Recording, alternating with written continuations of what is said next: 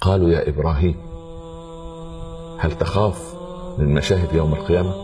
قال بلى. قال وخلتك؟ مش انت الخليل؟ قال أهوال القيامة سوف تنسيني خلتي.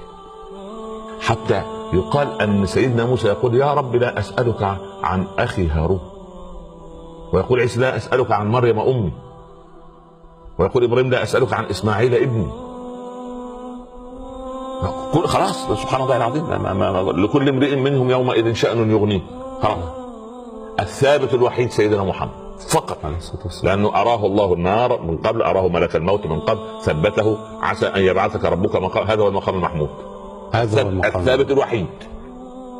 كل شوف ما من ملك مقرب ولا نبي مرسل إلا ودعوته يومها يا رب سلم يا رب سلم، إلا سيدنا محمد يا رب أمتي يا رب أمتي عليه الصلاة والسلام. عليه الصلاة والسلام. هل هذا رسول يترك؟ لا والله. هل تترك سنته؟ لا والله. هل ننسى حقوقه علينا؟ لا والله. هل يعني ننسى أن نسير خلفه في صغير الأمر وكبيره؟ لا.